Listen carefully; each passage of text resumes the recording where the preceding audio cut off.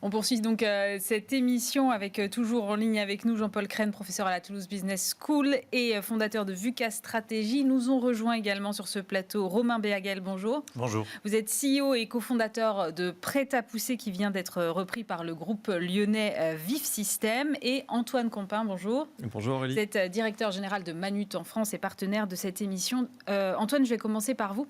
En tant que dirigeant, est-ce que VUCA modifie votre façon de travailler, de réfléchir à l'avenir de l'entreprise, d'envisager les choses? Alors, j'ai beaucoup entendu et beaucoup écouté ce que Jean-Paul disait. Il nous a surtout dit que c'était quelque chose, VUCA, qui n'était pas nouveau. Je pense que c'est important aussi de se dire que ce n'est pas quelque chose que les entreprises découvrent. On a parlé d'agilité, c'est un terme que j'aime bien. Un terme que j'aime aussi beaucoup, c'est la flexibilité des organisations. Et quand on est dans ce monde justement volatile, incertain, complexe, ambigu, cette flexibilité est plus que nécessaire. Évidemment que ça change fondamentalement notre façon de fonctionner, mais c'est peut-être ce côté accélération dont parlait Jean-Paul qui est aujourd'hui un peu plus prépondérant. Et puis, on en revient toujours à ce sujet des hommes et des femmes qui composent l'organisation. On est une entreprise, ce n'est pas un bâtiment sans âme, c'est un collectif d'hommes et de femmes qui travaillent ensemble pour faire en sorte que l'entreprise se développe. Cette flexibilité, quand on dit flexibilité d'une entreprise, c'est en fait au final celle d'une organisation et la capacité de l'ensemble des personnes qui composent une organisation d'être flexible, donc de s'adapter. Et on parlera tout à l'heure de la manière dont on appréhende en fait un futur qui peut être, alors on a parlé tout à l'heure de prédictible, prévisible. Je pense que c'est un vrai sujet de comment est-ce qu'on prévoit là où on s'oriente demain. Prêt à pousser, votre entreprise, Romain Béhagel, elle a connu une grosse accélération justement grâce au Covid. Oui. Vous êtes dans les potagers d'intérieur. Et puis en 2021, retournement de situation. Déjà, est-ce que vous pouvez nous expliquer ce qui s'est passé? Oui, tout à fait. Effectivement, le Covid, c'est un bon exemple de montagne russe pour nous. Mars 2020, le confinement pour tous. Et vous avez la moitié de notre activité, donc l'activité retail, donc la revente de nos produits auprès de nos distributeurs, boulangers, Fnac Darty, etc., qui s'arrête du jour au lendemain. Les magasins sont fermés. Donc la moitié du chiffre d'affaires qui s'écroule. Et vous avez l'autre moitié du chiffre d'affaires, donc notre activité d'e-commerce en direct sur nos sites, qui fait x2, x3 vraiment du jour au lendemain. Et donc vous avez déjà ce chamboulement du chiffre d'affaires et de tout ce qui est lié, du coup, vos stocks, toute votre chaîne de valeur amont, qui est complètement chamboulée. Et vous terminez l'année 2020 globalement plutôt bien, parce qu'aussi on s'est refait une trésorerie, notamment grâce au PGE, aux différentes aides de l'État. Donc une forte accélération, une trésorerie qui ne se porte pas très mal.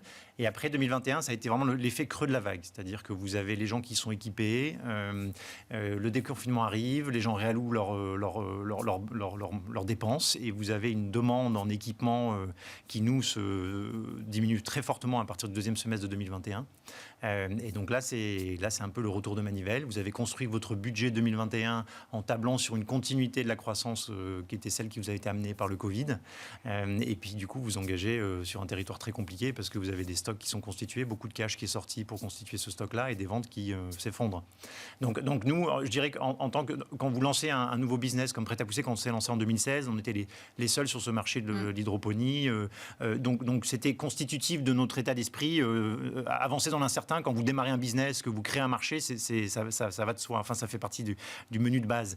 Mais par contre, là où ça a été assez violent, c'est qu'en 2020, on commence à être une entreprise un peu constituée avec plusieurs millions d'euros de chiffre d'affaires. Et quand vous prenez ce genre de contre-coup, je dirais que là, du coup, on réagit même comme un grand groupe, quoi. Ça, on prend de face et on tremble comme si on était un grand groupe. Et donc là, ça a été très compliqué, ouais. Parce que là, on est clairement dans ces 10% d'imprévisibles dont parlait Jean-Paul Crenne tout à l'heure. C'est-à-dire que personne ne peut prévoir un truc pareil. Ouais, personne ne peut prévoir un truc pareil. Et surtout, je pense qu'on se rejoint là avec beaucoup d'autres entreprises quand j'ai fait un peu un débrief avec un peu de recul. Et quand vous construisez le budget de l'année d'après, 2021, peu d'entreprises, je pense, ont eu un peu cette approche conservatrice de se dire ce qui s'est passé en 2020, notamment la formidable accélération sur l'e-commerce, ça va s'essouffler, c'est une bulle, c'était quelque chose d'extraordinaire, mais qui, voilà. Et du coup, on a tous un peu tiré nos traits par rapport à ce qui s'est passé en fin 2020. Et donc, on a tous engagé énormément de trésor, énormément de production là-dessus. Donc, c'est ça aussi, c'est de se dire, être capable des fois d'être conservateur et de se dire, bah, peut-être qu'il y a un manque à gagner là. Je vais peut-être perdre un peu de chiffre d'affaires, mais je préfère faire un petit pas en arrière pour être sûr vraiment de maîtriser ma trésorerie notamment. Jean-Paul Crenne, j'écoute le témoignage de Romain et je me dis finalement, quand on est chef d'entreprise et qu'on est soumis à de tels changements de paradigme, c'est compliqué d'avoir des fondamentaux sur lesquels se reposer. Quels sont les fondamentaux, selon vous, sur lesquels les chefs d'entreprise peuvent se reposer ? En fait, le fondamental, comme le disait très justement Antoine, ce sont les hommes. Et ce sont les valeurs partagées au sein de l'entreprise et la vision que l'entreprise a. Après, il y a un certain nombre d'éléments qui sont factuels et sur lesquels donc on peut prévoir à partir des faits, sachant que ce que l'on essaye de projeter, comme le disait Romain, eh bien, on n'en est jamais sûr. Et en fait, je pense que ce qu'il faut essayer de bien prendre en compte, c'est de limiter, comme je le disais à l'instant, limiter les conséquences néfastes. C'est-à-dire, qu'est-ce qui se passe au pire? C'est un peu comme, bon, je vais prendre une image qui est peut-être un peu dure, mais c'est un peu comme quand on joue à la roulette russe. Ce qui compte, ce n'est pas le nombre de trous dans le barillet. Ce qui compte, c'est est-ce qu'on est prêt à accepter l'hypothèse néfaste. C'est-à-dire, si ça se passe au pire, comment ça va se passer, puisque c'est ça. Alors, la roulette russe, j'avoue, est assez dure comme image, mais en fait, il faut vraiment essayer de limiter les conséquences néfastes de nos actions et de nos prises de décision. Il faut les envisager. Et une des façons, à mon sens, de limiter la prise de risque, c'est d'une part d'être conscient que ce que l'on projette sur l'avenir, ce ne sont que des hypothèses, et également être conscient que sur la base de ces hypothèses, eh bien, il faut être relativement redondant. Donc, bon, peut-être avoir un peu de trésorerie, enfin ce genre de choses. Parce que même s'il faut rester optimiste et positif, si le pire n'est jamais certain, le meilleur ne l'est pas plus. Antoine, comment est-ce que vous prenez en considération ces hypothèses néfastes quand vous faites un plan stratégique? Est-ce que, par exemple, il y a des choses dans la data, notamment, qui peuvent vous aider à envisager telle ou telle hypothèse et à peut-être avoir des petits signaux quand même d'alarme sur certaines choses? Les signaux faibles, oui. Alors, Manutan, nous sommes un distributeur de matériel aux entreprises, aux collectivités et aux artisans. Nous avons depuis longtemps défini notre vision, qui est entreprendre pour un monde meilleur. Donc, c'est bien, ça donne effectivement un cap sur la vision que l'on a. Et puis, pour revenir à ces objectifs stratégiques, nous avons également défini des ambitions sur 5 objectifs stratégiques différents et qui sont des objectifs plutôt long terme. Et là, on se dit que le long terme n'est pas forcément raccord avec ce principe de VUCA, mais ce sont des ambitions. Ce qui va être défini de manière plus court-termiste, ce sont les étapes, les chemins qui vont nous permettre d'arriver à atteindre ces ambitions. Et ça qui est important aussi pour traduire aussi bien auprès de notre marché, mais auprès de nos collaborateurs, pour que chacun s'imprègne de la stratégie et la comprenne. Le cap est donné, l'orientation est donnée, les objectifs stratégiques sont clairement identifiés et co-construits avec nos équipes. Ensuite, on se donne plus de latitude parce que dans ce monde d'incertitude, il est nécessaire à la fois d'être en capacité de réagir à des risques et à la fois d'être en capacité d'aller saisir de nouvelles opportunités. Et donc, la data nous aide parce que la data nous permet, dans des laps de temps beaucoup plus courts qu'il n'était auparavant. Exemple, nous sommes un e-commerçant, nous avons un site internet, et donc nous avons des visiteurs qui viennent sur le site qui nourrissent du trafic et qui vont aller consulter des pages. Et ces données-là, on va pouvoir les analyser, mais j'ai envie de dire presque à la seconde, si on a les ressources pour les identifier à la seconde, mais on a beaucoup d'informations qui nous permettent de se dire « Ah, il y a un signal faible ici, ah, il y a un signal faible ici ». On intègre ces signaux faibles et on réagit en fonction, soit en commandant différents produits qui ont été un peu plus plébiscités, soit en orientant des communications à des clients qui nous semblent être un petit peu plus questionnants, on va dire, sur un sujet. Voilà, c'est un exemple de comment la data peut nourrir la réaction à une phase d'incertitude. Romain, maintenant que vous avez traversé tout ça, est-ce que vous avez changé des choses dans la façon dont vous établissez votre stratégie, par exemple ? Je dirais que ça a confirmé alors un peu l'approche qu'on avait, qui est c'est revenir sur les fondamentaux. C'est-à-dire les fondamentaux. Je dirais il y a deux fondamentaux. Il y a les fondamentaux vraiment corporate, c'est-à-dire qui on est, notre why, les fondements, pourquoi est-ce qu'on se lève le matin. Mais je dirais il y a les fondamentaux aussi qui sont rédigés tous les ans. C'est quel est notre objectif de chiffre d'affaires. Nous on raisonne assez simplement chiffre d'affaires et EBITDA. c'est de se dire, OK, ça, c'est vraiment quelque chose qu'on répète et qui est gravé dans le marbre, si je puis dire. C'est où est-ce qu'on veut atterrir en matière de chiffre d'affaires et notamment de rentabilité. Parce que nous, l'enjeu, c'était d'arriver à un point de rentabilité. Nous n'étions pas rentables avant, puisque nous étions financés par des investisseurs. Donc, une fois que vous avez ça, OK, ça bouge pas, c'est gravé dans le marbre, mais après, les moyens pour y arriver, il faut vraiment être prêt à toujours changer de façon trimestrielle. Ça me paraît être quelque chose d'assez raisonnable. C'est vraiment essayer d'être clair auprès de l'équipe, se dire, voilà, là, on veut atterrir en fin d'année, voilà qui nous sommes. Mais le moyen pour y arriver, ce sont que des hypothèses. Et je pense qu'il faut vraiment poser des mots sur les choses, dire c'est une hypothèse. Quand on présente un budget, on a beau être le patron, on dit c'est une hypothèse. Quand on nous pose une question sur Messi, etc., et ne pas avoir peur de dire je ne sais pas. Et je pense que déjà de nommer les choses et d'être clair sur qu'est-ce qui est une hypothèse, qu'est-ce qui est un objectif, qu'est-ce qui est un fondement, la force des mots. Là, ça, c'est important. Et nous, ça nous a redit que les équipes, c'est super important. Et là, tout le monde a été secoué. Quand vous avez votre business qui fait la montagne russe, qu'en plus de ça, vous retrouvez à faire du télétravail du jour au lendemain. Donc, il y a eu énormément de conséquences là-dessus. Donc, nous, ce qu'on retient pour les équipes, c'est de garder vraiment des rites. Des points de contact, quand on est tous derrière notre ordi, moi j'encourage beaucoup mes équipes à s'appeler pour garder ce contact un peu moins formel, un peu plus spontané. Vraiment, sortez votre téléphone, appelez-vous plusieurs fois dans la journée s'il faut. Ensuite, c'est toujours rappeler les fondamentaux, qui on est et où est-ce qu'on veut atterrir. Et de ne pas avoir peur, effectivement, de dire c'est une hypothèse, il faut qu'on la change. Voilà. Jean-Paul, j'entends Romain parler d'hypothèses. Est-ce que le fait de multiplier comme ça les hypothèses peut favoriser l'innovation? Parce que du coup, ça nous oblige à penser à davantage de choses, peut-être davantage de possibilités en tout cas. En effet, oui. On a plusieurs hypothèses. Il faut avoir des hypothèses avec un rayon qui soit relativement large pour nous permettre d'envisager des situations qui, a priori, ne devraient pas arriver de façon mécanique et évidente. Et il faut, alors je n'aime pas trop cette expression, mais il faut essayer de raisonner en dehors du cadre. Il faut accepter de penser de manière alternative. Et comme le disait très justement Romain, il faut accepter le fait qu'on n'ait pas de certitude, si ce n'est ses valeurs, si ce n'est ses objectifs, mais il est clair que le chemin pour y arriver ne sera pas droit. On peut prendre l'exemple de la navigation à voile, c'est pas toujours le chemin le plus court qui permet d'arriver au bon port.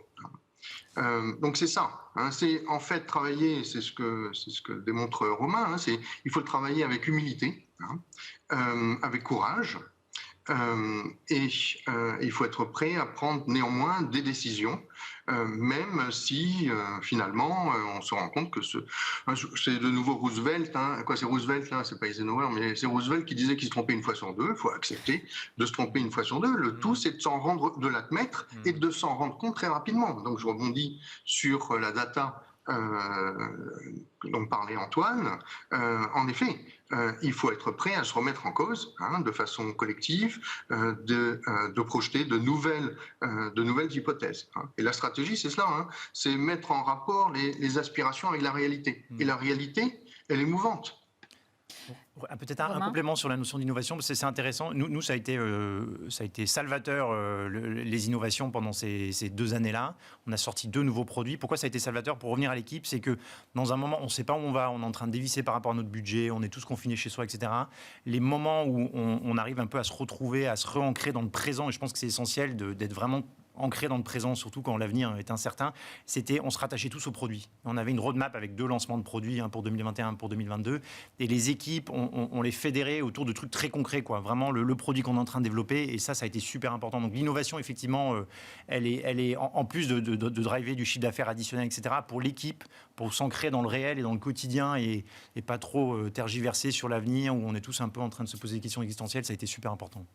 Je vous entends tous les deux parler beaucoup des équipes et de l'humain. Antoine, est-ce que c'est pas quand même fatigant pour les équipes si, comme dit Jean-Paul Crène, on doit se tromper une fois sur 2, si on doit faire une sorte de stop and go permanent, de test and learn, de j'avance, je recule? Comment est-ce qu'on les garde engagés dans un contexte comme ça? Alors, On communique beaucoup auprès de nos équipes, on explique ce que Romain démontrait et ce que Jean-Paul expliquait, c'est que prévoir l'imprévisible, ça n'est pas possible, mais se préparer à l'imprévu, ça l'est. Et donc on travaille avec nos équipes des plans de continuité. Donc par exemple, on va dire qu'est-ce qui se passe si jamais l'entrepôt n'est pas capable de démarrer le premier jour de la semaine. Donc on se met dans une situation où on va travailler ce côté imprévu en disant comment est-ce qu'on peut réagir. Et on apprend de cette situation-là. Donc apprendre non pas de ses erreurs, mais d'une situation qu'on a soi-même, on s'est mis en phase de stress test, à nous permettre d'être mieux armés, en tout cas, si jamais ça devait se produire. Ça nous oblige aussi à faire en sorte que l'ensemble de nos équipes se mettent dans des modes, alors déjà droit à l'erreur, tester de nouvelles choses, toujours pour être en capacité à la fois de répondre à un risque qui pourrait se révéler réalité, mais aussi en capacité à aller saisir de nouvelles opportunités. Donc il faut avoir cet équilibre délicat d'organisation qui sont, encore une fois, flexible. Ça nécessite aussi une très forte communication pour revenir sur la manière dont on le diffuse auprès de nos équipes. Expliquer, partager sur ce que l'on fait, vers où on va, les difficultés qui sont celles de l'entreprise et toutes les opportunités qui sont face à nous, c'est un excellent moyen de faire en sorte déjà de rassurer l'ensemble de l'organisation sur le fait que nous savons où nous allons, de faire en sorte aussi que l'ensemble de nos collaborateurs se sentent investis d'une mission et co-construisent l'histoire de l'entreprise au travers de tout ce fleuve qui se nourrit de plein de petites rivières. Certaines étaient connues, d'autres un petit peu moins. On vit tous avec ces éléments-là. Et puis, on va passer par des séances en plénière, des réunions toutes les 2 semaines, des réunions hebdomadaires, parfois sur d'autres équipes, des réunions quotidiennes, pour pouvoir donner différentes étapes qui vont être à la fois stratégiques et à la fois des résultats au quotidien où on va, semaine après semaine, modifier un petit peu l'angle qu'on donne, la priorisation aussi des actions qu'on va prendre, puisqu'en fonction de ce qui se passe, on peut se dire cette action qui était prévue, on va la mettre de côté pour l'instant, et on va se concentrer sur une autre qui n'était peut-être pas forcément prévue aujourd'hui, mais on va la lancer parce que c'est le bon moment, toujours dans cet univers VUCA. Romain ? Ouais, c'est ce que je retiens sur ce que dit Antoine. En fait, c'est toujours revenir sur le concret. Parce que si on reste sur les plans, que sais-je, ou veux-je, on flippe tous. Donc, que ce soit un process, mon entrepôt, s'il tombe, qu'est-ce qui se passe, ou que ce soit une sortie produit, ramener les équipes sur du concret, sur leur quotidien, je pense que ça leur insuffle une énergie qui est vitale dans ces moments-là, quoi. Donc, et ça, c'est le rôle du dirigeant aussi. C'est pas que d'être sur la stratégie, le business plan, c'est de revenir vraiment sur des trucs très concrets, du produit, les process, parce que l'énergie, elle est là-dedans dans l'entreprise. Jean-Paul parlait tout à l'heure d'entreprises qui, face à un monde VUCA, doivent être robustes. Est-ce que vous, chez Prêt-à-Pousser, aujourd'hui, vous estimez que vous êtes plus robuste qu'avant, de par le fait que vous avez traversé tout ça ? J'espère. Je ne voudrais pas avoir un autre crash test pour vérifier. Ça. Ouais. Là, maintenant, on a rejoint un groupe plus grand, donc la situation change un peu. Donc, en tout cas, c'est sûr qu'on a appris de tout ça. Et puis, je pense que sinon, je n'aurais pas pu témoigner de tout ça aujourd'hui. Oui. Antoine, vous estimez que c'est ce qui fera que demain, l'entreprise Manutan sera encore plus robuste, le fait d'avoir cette agilité et de l'avoir développée en prenant en compte ces paramètres-là ? En fait, ce qui va faire qu'on va continuer de développer ce modèle-là, c'est à la fois qu'on a une culture très forte au sein de notre entreprise où tous nos collaborateurs sont intégrés à l'histoire que l'on veut donner à l'entreprise, mais aussi l'ouverture vers un collectif qui dépasse le seul cadre de notre organisation. Et on pense que pour être le plus à même de réagir dans cet univers, encore une fois VUCA, c'est justement d'aller faire de la veille, d'aller écouter, d'aller apprendre des autres et de faire rentrer au maximum aussi notre écosystème au sein de notre histoire pour avoir leur feedback, pour avoir leurs avis, de manière à ce qu'on puisse ensemble co-construire. L'intelligence collective est une réalité au sein des organisations. Elle est encore plus quand on va au-delà de ces simples murs et qu'on fait participer l'ensemble de notre écosystème. Et c'est ça qui, à la fin, va faire qu'on va tous être meilleurs dans l'orientation qu'on donne. On va être plus en capacité de réagir. Donc je pense que le sens du collectif est la meilleure réponse dans un univers volatile, incertain, complexe et ambigu. Jean-Paul Crène, on a beaucoup parlé de la façon dont les entreprises doivent s'adapter dans ce monde mouvant, mais qu'est-ce que ça dit du profil des dirigeants d'aujourd'hui et de demain sans doute avec cette accélération dont vous nous parliez ? C'est-à-dire, est-ce qu'on va avoir des dirigeants qui devront encore plus avoir une nature à s'adapter facilement ? Alors, vous me demandez de prédire ce que seront les dirigeants de demain, je ne sais pas. Mais en tout cas, ceux qui réussiront, c'est ceux qui, en fait, plutôt que de chercher des recettes, des certitudes, plutôt que de raccrocher à des théories, iront vers donc passer du quoi penser au comment penser. Hein. C'est-à-dire que c'est vraiment des problématiques d'attitude. On parlait, Romain et Antoine parlaient très justement du fait de la nécessité d'observer, de prendre en compte la réalité empirique. Et non pas se raccrocher à des théories managériales, etc., qui ont démontré, qui continuent à démontrer leurs échecs. Donc en fait, il faut être pragmatique. Il faut être en effet collectif. Antoine met en avant très justement la nécessité du collectif, sachant que on n'a pas une source d'information, on n'a pas qu'un seul point de vue, et on a cette nécessité de prendre en compte la diversité des approches. C'est cela. Hein. Donc c'est quelqu'un d'ouvert et c'est quelqu'un de courageux, hein, parce qu'il faut prendre des décisions. Il est nécessaire de prendre des décisions, puisque un des problèmes que l'on a avec cet environnement VUCA, c'est que ça entraîne de la confusion, de la peur, et bien souvent, comme l'a montré Kahneman dans son livre Système 1, Système 2, eh bien, nous avons une propension, quand nous avons peur, de nous figer et de ne rien faire. Hein. Or, il faut agir. On est dans un monde où il faut agir. Il vaut mieux se tromper en agissant que ne rien faire. Hein. D'ailleurs, c'est dans la fameuse lettre d'actionnaire de Jeff Bezos de 2016, c'est qu'il faut prendre des décisions rapidement. Hein. Il faut résister à la tentation de la complexification. Hein. Donc il faut être simple. Il faut être direct, il faut être proche de la réalité, comme le soulignait Romain, et il faut avoir des valeurs, une vision. Dans le cas d'Amazon, c'est être centré sur le client. Merci beaucoup Jean-Paul Crenne. Je rappelle que vous êtes professeur à la Toulouse Business School et que vous êtes également le fondateur de VUCA Stratégie. Romain Béhagel, CEO et cofondateur de Prêt-à-Pousser, et Antoine Compin, directeur général de Manutan France. On se retrouve bien sûr le mois prochain pour un nouveau numéro de Smart at Work.